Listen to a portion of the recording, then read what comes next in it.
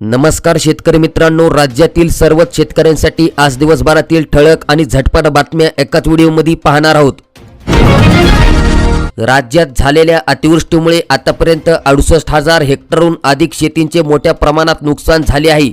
पाऊस थांबल्यामुळे पीक पंचनाम्याचे कामे वेगाने सुरू करण्याचे आदेश देण्यात आले।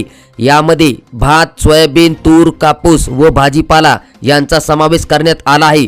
यामध्ये शेतकरी मित्रांनो, सिंधुदुर्ग, रायगड, अहमदनगर, जळगाव, धुळे, बुलढाणा, अमरावती, अकोला, वाशिम, यवतमाळ, नागपूर, वर्धा, चंद्रपूर, गोंदिया, भंडारा आणि गडचिरोली या जिल्ह्यांचे पंचनामे पूर्ण होताच निश्चित नुकसान किती झाले हे समजेल, असे महसूल विभागाने म्हटले आहे।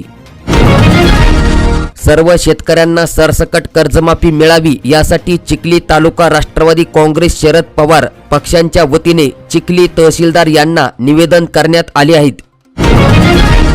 सर्वत्र सततधार पाऊस सुरू असल्याने जनजीवन विस्कळीत झाले आहे। खरीप हंगामातील पिके बहरत असताना अतिवृष्टीने हजारो हेक्टर क्षेत्राचे मोठ्या प्रमाणात नुकसान झाले आहे। त्यामुळे चंद्रपूर जिल्ह्यात ओला दुष्काळ जाहीर करून नुकसानग्रस्त शेतकऱ्यांना भरपाई देण्याची मागणी शिवसेना उंबरठा जिल्हा प्रमुख रवींद्र शिंदे यांनी मुख्यमंत्री एकनाथ शिंदे यांना पाठवलेल्या निवेदनात केली आहे।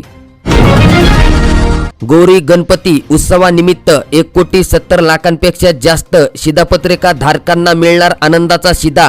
आनंदाचा शिधा संचाचे वाटप दिनांक 15 ऑगस्ट 2024 ते 15 सप्टेंबर 2024 या कालावधीत करण्यात येणार।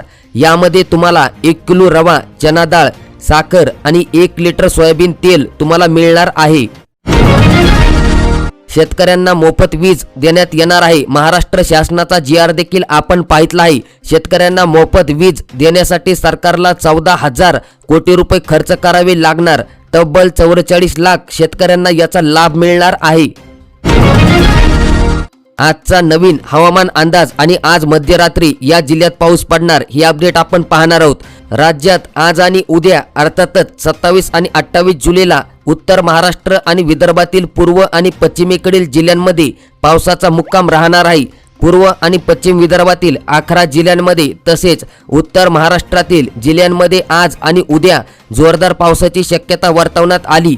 या काळात नंदुरबार, धुळे, जळगाव, नाशिक, मुंबई, इगतपुरी, छत्रपती संभाजीनगर या भागात जोरदार पाऊस होणार असल्याचा अंदाज पंजाबराव डक यांनी दिला आहे। तसेच मराठवाडा आणि उर्वरित राज्यात रिमझिम स्वरूपाचा पाऊस पडणार। सरकारची नवीन योजना म्हणजेच की जमिनीसाठीही आता मिळणार आधार कार्ड। येणार भू आधार कार्ड योजना म्हणजेच की विविध जमीन सुधारण्याचा एक भाग म्हणून ग्रामीण आणि नागरी भागातील सर्व जमिनीसाठी भू आधार योजना राबविण्याचा प्रस्ताव सीतारामन यांनी अर्थसंकल्पात मांडला आहे। आणि या योजनेबद्दल सविस्तर माहिती आपण पुढील व्हिडिओमध्ये पाहणार आहोत। 5 राज्यात जनसमर्थन किसान क्रेडिट कार्ड दिले जाणार। त्याचप्रमाणे देशातील 400 जिल्ह्यात खरीप पिकांचे डिजिटल सर्वेक्षण करण्यात येणार असल्याची घोषणा सीतारामन यांनी केली। राज्य सरकारची आणखी एक महत्त्वाची घोषणा, आता महिलांना 3 सिलेंडर मोफत मिळणार। परंतु एकच नियम आणि एकच कडक याच्यामध्ये अट आहे, याच महिलांना 100% गॅस मिळणार। राज्य सरकारने महिलांना 3 सिलेंडर मोफत देण्यासाठी गॅस सिलेंडर पुरवठा करणाऱ्या कंपन्यांना 3 सिलेंडरचे पैसे देण्याचे ठरवले आहे। प्रत्येक लाभार्थीयांचे आधार लिंक केले जाणार, त्यामुळे योजनांचा गैरफायदा घेणाऱ्यास लगाम बसेल। गॅस जोडणी महिलांच्या नावे आहे, म्हणजेच की ज्या महिलांच्या नावे गॅस जोडणी आहे त्याच महिलांना 3 गॅस सिलेंडर फ्री मोफत करण्यात आले आहेत। मुख्यमंत्री लाडकी बहीण योजना वादाच्या भोवऱ्यात। आता या योजनेचा हप्ता मिळणार की नाही हा प्रश्न आता उपस्थित झाला आहे। राज्य वित्त विभागाने योजनेवर होणाऱ्या खर्चावर चिंता व्यक्त केली।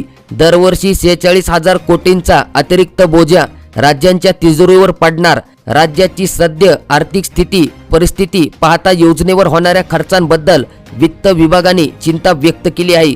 मंत्रिमंडळात चर्चा होण्यासाठी राज्यांचे वित्त विभागाने महिला व बालकल्याण विभागाच्या वर्षभराच्या कार्यक्रमासाठी आधीच 4,677 कोटी रुपये वाटप करण्यात आल्याचे निर्देशनास आणून दिले होते। मात्र तरीही लाडकी बहीण योजनेला मंत्रिमंडळाने दिली आहे मंजुरी।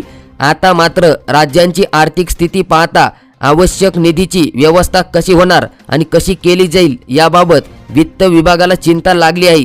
त्यामुळे आता लाडकी बहीण योजना वादाच्या भोवऱ्यात अडकलेली आहे आणि याबद्दल कोणती जर अपडेट आली तर सर्वात पहिले आपल्या चॅनलवर तुम्हाला अपडेट दिली जाईल।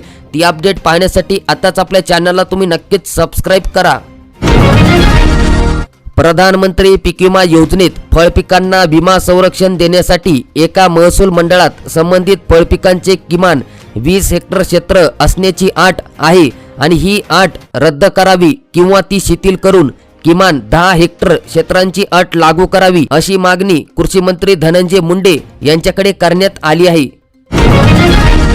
राज्य सरकारची आणखीन एक महत्त्वाची योजना आणि महत्त्वाचा GR म्हणजेच की राज्यातील आदिवासींकरिता शासनाचा महत्त्वाचा निर्णय परसबागेतील 40 लाख रुपयांच्या निधीस मान्यता देण्यात आली। राज्यातील ठाणे, पालघर, पुणे, नाशिक, धुळे, नंदुरबार, जळगाव, अहमदनगर, नांदेड, यवतमाळ, गडचिरोली, चंद्रपूर, अमरावती व गोंदिया या 14 जिल्ह्यातील आदिवासी सहभाग असेल। यामध्ये आदिवासी यांना फळझाडे व भाजीपाला लागवड योजनेत चिकू, आंबा, पेरू, दोडका, गवार, मेथी त्यासोबत पालक, दुधी भोपळा तसेच इतर भाजीपाला उदाहरणार्थ आळू, वांगी इत्यादी स्थानिक गरजेनुसार आवश्यक मागणी असलेल्या फळांसाठी कलमे रोपे आणि भाजीपाला रोपे आणि बियाणे पुरवण्यात येणार आहेत।